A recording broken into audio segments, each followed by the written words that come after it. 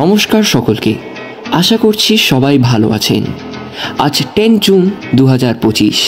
আজকে আমি আবারও বেরিয়ে পড়লাম এক নতুন গন্তব্যের দিকে। আজকের এই গন্তব্যেতে থাকবে সমস্ত যাবতীয় তথ্য, যেমন কিভাবে যাবেন, কটায় মন্দির খোলে, ভোগ প্রসাদের ব্যবস্থা আছে কি নেই ইত্যাদি। তাহলে চলুন আজকের সফর শুরু করা যাক।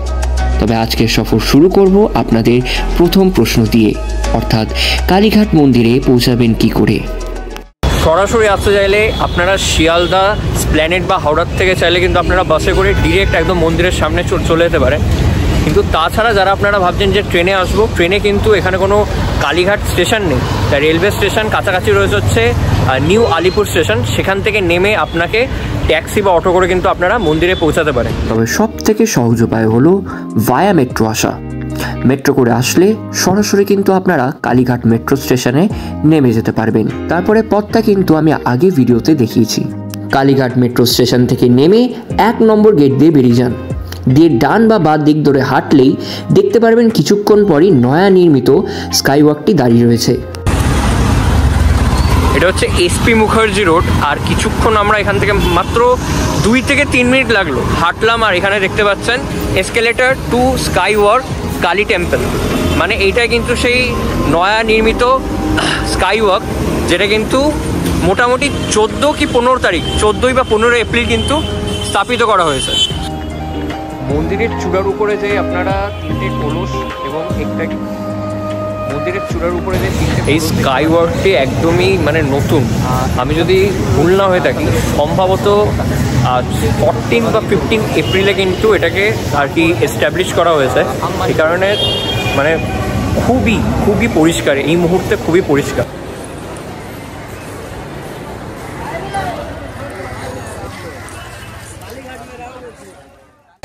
এই দিকে দেখতে পাচ্ছেন স্কাই ওয়াকটা কিন্তু ওখানে শেষ হয়েছে। আর এই হচ্ছে মূল মন্দিরের ক্যাম্পাস কিন্তু এখান থেকে শুরু হয়ে গেছে। স্কাই ওয়াক থেকে নামার পর কিছুটা পথ হাঁটলেই আপনারা দেখতে পারবেন 2টি গেট রয়েছে। প্রথম গেটটি হচ্ছে 2 নম্বর এবং দ্বিতীয় গেটটি হচ্ছে 3 নম্বর গেট।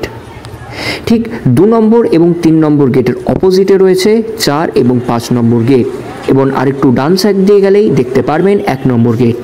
এটা হচ্ছে গেট নাম্বার 3। এখান থেকে আমরা এখন এন্ট্রি নেব। আর এখানেই দেখতে পাচ্ছ সারি সারি কিন্তু সব ডালার দোকান এখানেও রয়েছে এবং এই দিকেও কিন্তু অনেকগুলো রয়েছে। সর্বনিম্ন 51 টাকার থেকে শুরু করে 1001 টাকারও কিন্তু ডালা রয়েছে।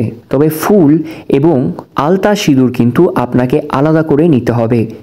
আপনারা চাইলে কিন্তু সেই দোকান থেকে পান্ডা ধরে পুজো দিতে পারেন। সেই ক্ষেত্রে কিন্তু এক্সট্রা আপনার টোটাল 200 মতন পড়বে দক্ষিণা দিয়ে।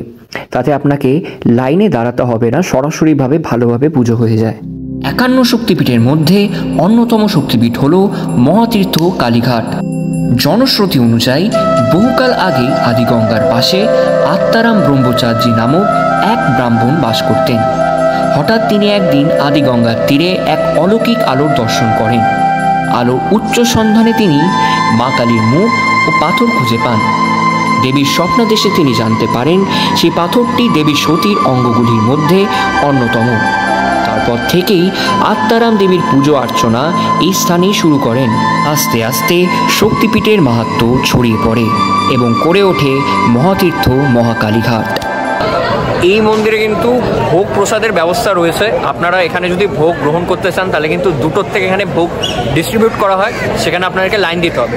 স্পেশাল ভোগ রয়েছে, একটা 600 টাকা আর একটা 1200 টাকা। সেই ক্ষেত্রে সেখানে কিন্তু মাংস আর মাছও দেওয়া হয়। সেটা কিন্তু আপনাদেরকে অথরিটির সাথে কথা বলে দিয়ে ওটা কিনতে পারবে। এই দেখতে পাচ্ছেন এটা কিন্তু প্রবেশদ্বার 4, আর সেই সরাসরি রয়েছে কিন্তু প্রবেশদ্বার নাম্বার 3, আমি যদি ভুল না হয়ে থাকি। আর এইখানে যেটা দেখতে পাচ্ছেন এটা কিন্তু কুণ্ডপুকুরের বিষয়টা হচ্ছে এখানে কিন্তু বছরে একবার মাকে স্নান যাত্রা করানো হয়। এখানে কিন্তু স্নান হয় মায়ের।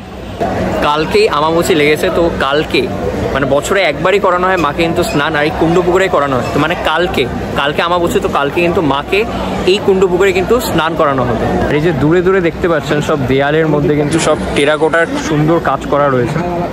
আর রাত্রিবেলায় জায়গাটা কিন্তু দেখতে খুব অপূর্ব লাগে। বলে রাখা ভালো, এই মন্দিরে কিন্তু এখনও বলি প্রথা রয়েছে। তাই প্রত্যেক মঙ্গলবার এবং কিন্তু শনিবার এখানে বলি হয়। আর এখানে কিন্তু আলাদা করে বলি ঘরও রয়েছে।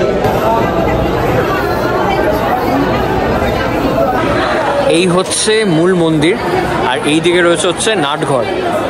মন্দিরের একদম ডান হাত বরাবরই কিন্তু রয়েছে রাধাকৃষ্ণর মন্দির, আর সেই দিকে মহেশ্বরের কিন্তু দুটো মন্দির। মন্দির ঘিরে রয়েছে টোটাল 4টি শিব মন্দির, আর রয়েছে একটি রাধারানীর মন্দির, সাথে রয়েছে একটি মা মনসার মন্দিরও।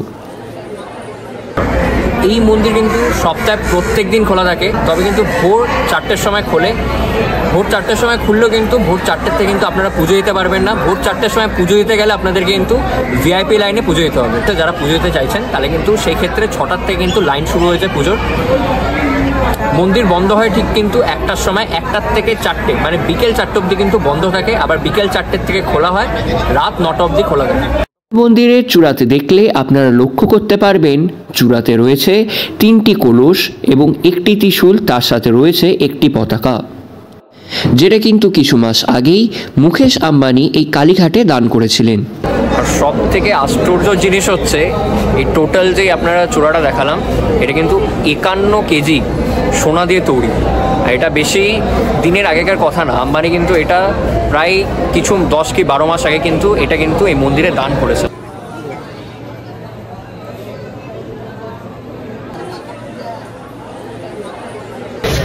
এখানকার একটা সিস্টেমে বুঝলাম না, এখানে ডালা হচ্ছে 51 টাকার থেকে শুরু আর 1001 টাকা অবধি আছে, কিন্তু আমি 51 টাকার 3টে ডালা নিয়েছি। এবার ডালার মধ্যে প্রত্যেকটা জায়গায় কী হয়, ডালার মধ্যে থাকে হচ্ছে সিঁদুর, আলতা বা বড় বড় যে চুড়িগুলো দেয় সেসব থাকে, মায়ের সামগ্রী যেগুলো, সেগুলো ইনক্লুডেড থাকে।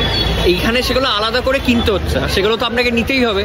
সেখান থেকে জানি না কোথার থেকে কি 150-200 টাকা করে এক্সট্রা করে দিল। তো যাই হোক, টোটাল আমাদের লেগেছে 400 টাকা। 150 টাকা ছিল, তার মধ্যে 150 টাকা ছিল হচ্ছে ডালার প্রাইস। ডালা ছাড়া আমাদের 100 টাকা করে দক্ষিণা নিয়েছে, আমাদেরকে লাইনে দাঁড়াতে হয়নি। সেইভাবে খুব তাড়াতাড়ি খুব ভালোভাবে কিন্তু পুজো হয়েছে। তাড়াতাড়ি যদি পুজো দেওয়া শেষ হয়ে যায় তাহলে কিন্তু ছুটে বাড়ি চলে যাবেন না, অবশ্যই কিছুক্ষণ দাঁড়িয়ে যাবেন, কেন কি এই রাতের যে সৌন্দর্য, লাইটিংয়ের সৌন্দর্যটা আপনারা যদি অনুভব না করেন তাহলে কিন্তু কালীঘাট আসাটা ব্যর্থ হয়ে যাবে। এন্টার ভিডিওতে একবারও কিন্তু আমি আপনাকে সাবস্ক্রাইব করতে জোর করব না। যদি মনে হয় যে আমি ভিডিও ভালো বানাচ্ছি বা ইমপ্রুভ হচ্ছে তাহলে কিন্তু অবশ্যই সাবস্ক্রাইব করতে পারেন। কথা দিচ্ছি এমন আরও ভালো ভালো ভিডিও আপনাদের কাছে তুলে ধরবো। যারা আপনারা চ্যানেলে নতুন অবশ্যই সাবস্ক্রাইব করবেন, আর ভিডিওটা ভালো লাগলে একটা কমেন্ট করে দেবেন, লাইক করতে কিন্তু ভুলবেন না। মোটামুটি সবই যত যাবতীয় তথ্য ছিল এই ভিডিওর মাধ্যমে কিন্তু আপনারা পেয়ে গেছেন। তাই খুবই তাড়াতাড়ি দেখা হবে নতুন আরেকটি ভিডিওর সাথে, নতুন আরেকটি গন্তব্যর সাথে। ততক্ষণের জন্য ভালো থাকবেন এবং সুস্থ থাকবেন।